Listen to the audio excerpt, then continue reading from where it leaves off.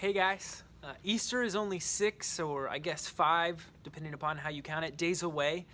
We're getting closer and closer as we move farther and farther through Scripture to that moment when we get to read about Jesus' death and resurrection. I hope you've been encouraged doing it so far. I know I have been. Today's readings are being done by Nate Whitley. Nate, take it away.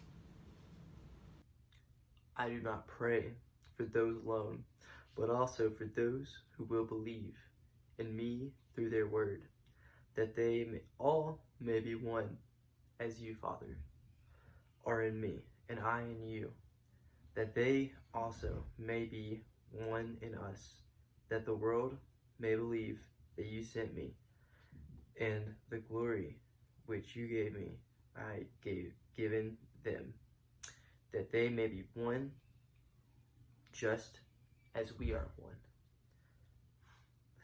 I and them, and you in me, that they may be made perfect in one, and that the world may know that you have sent me and have loved them as you have loved me. Father, I desire that they also, whom you gave me, may be with me where I am, that they may behold my glory which you have given me. For you loved me before the foundation of the world. O righteous Father, the world has not known you, but I have known you. And these have known that you sent me, and I have declared to them your name, and will declare it, that the love with which you love me may be in them, and I in them. That's all, folks. Thanks, Nate. Today's scripture is a prayer. It's a prayer spoken by Jesus to God the Father right before he was about to be betrayed and ultimately led to the cross. And there's a lot we could unpack in today's passage, this prayer. But the first thing that truly stands out to me is its length. All throughout Scripture, Jesus is highlighted as having extraordinary prayer life. He constantly is sneaking away from the disciples to get some time to pray with God. He's constantly seeking solitary, so much in fact that they one time asked him how to pray. But Jesus is given to us as an example of an extraordinary prayer life. And this prayer is kind of one of the few examples of Jesus' intimate communication with God that we have. And so when I look over it, the first thing I'm struck by is its length. I don't know about you, but my prayers tend to not be as long as the one Jesus prays in this passage. This prayer, is quite long. And so if Jesus is given to us as this example of prayer, we are trying to pray like him, and one of the few examples of his prayers we have is a long prayer. That tells us as believers that someone with a mature prayer life will tend to have longer prayers. Now, does that mean that short prayers are a sin or that short prayers are bad? Absolutely not. That's not what I'm saying at all.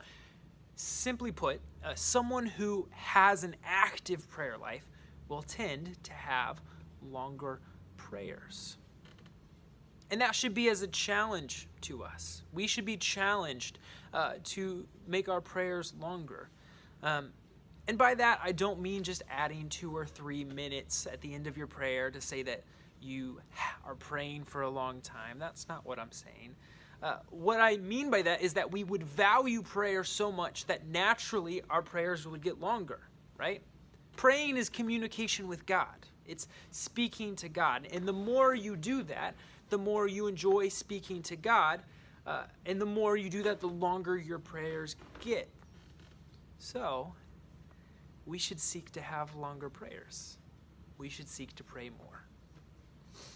The second thing that stands out to me about today's passage and the prayer itself is just the subject matter of it. In the first bit, Jesus is talking to God and specifically kind of touching on their relationship and the action he's about to do.